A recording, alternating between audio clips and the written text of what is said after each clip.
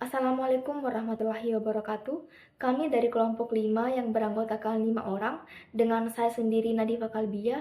Saya Salsabila Dwi Kamila Putri. Saya Triandini. Saya Vira Aristianti. Saya Andi Maksira Ramadhani. Di sini kami akan membahas tentang integrasi AI dalam sistem penunjang keputusan pada studi kasus analisis sistem penunjang keputusan dengan model klasifikasi berbasis mesin learning dalam penentuan penerima program Indonesia Pintar. Pengenalan studi kasus.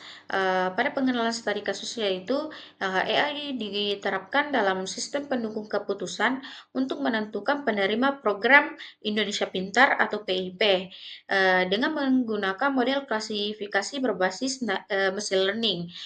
Model klasifikasi yang digunakan seperti K-Snakebore, Net Bias, Super Vector Machine, Boosting, dan Decision Tree Random Forest. Yang digunakan untuk menganalisis data kelayakan penerima bantuan yang meliputi faktor-faktor seperti penghasilan orang tua, kepemilikan rumah, dan bukti pembayaran utilitas. Yang bertujuan untuk membandingkan akurasi dari berbagai metode klasifikasi dan memilih model terbaik untuk diimplementasikan dalam sistem berbasis web. Dengan demikian, AI membantu meningkatkan akurasi, efisiensi, dan objektivitas dalam penentuan siapa yang layak menerima bantuan. Dengan ini, dia menggantikan proses seleksi manual yang cenderung subjektif. Baik, saya akan menjelaskan pada slide ini yaitu teknologi AI yang digunakan dalam sistem penunjang keputusan atau SPK. Yang kami gunakan atau yang kami terapkan yaitu machine learning untuk membangun model klasifikasi yang dapat menentukan kelayakan penerima program Indonesia Pintar atau PIP. Beberapa model klasifikasi berbasis ML yaitu KNN, Naive Bayes, Super Vector Machine atau SVM, Boosting, Decision Tree, dan Random Forest. Data yang digunakan meliputi kriteria seperti penghasilan orang tua, kepemilikan rumah, dan pembayaran utilitas. Model Naive Bayes menunjukkan akurasi terbaik sebesar 93,33%, yang kemudian diimplementasikan dalam sistem berbasis web. Proses machine learning mencakup pengumpulan, pembersihan, dan transformasi data.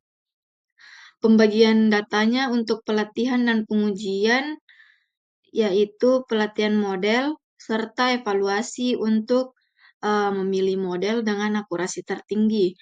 Penerapan machine learning memungkinkan seleksi penerimaan bantuan yang lebih efisien, akurat, dan objektif, sehingga membantu meningkatkan ketepatan sasaran dalam program PIP. Manfaat dan tantangan implementasi AI dalam sistem penunjang keputusan. AI diterapkan dalam sistem penunjang keputusan tentunya memiliki banyak manfaat dan juga memiliki beberapa tantangan. Manfaat AI yang diterapkan dalam sistem penunjang keputusan yang pertama, membantu meningkatkan akurasi dan juga objektivitas. AI melalui machine learning dapat menganalisis data secara objektif dan juga mengurangi bias pada manusia, sehingga menghasilkan keputusan yang lebih akurat dan juga berbasis data. Manfaat yang kedua, efisiensi waktu dan juga sumber daya. Penggunaan AI dalam pengambilan keputusan memungkinkan proses yang lebih cepat dan otomatis, serta menghemat waktu dan juga tenaga yang diperlukan untuk analisis manual.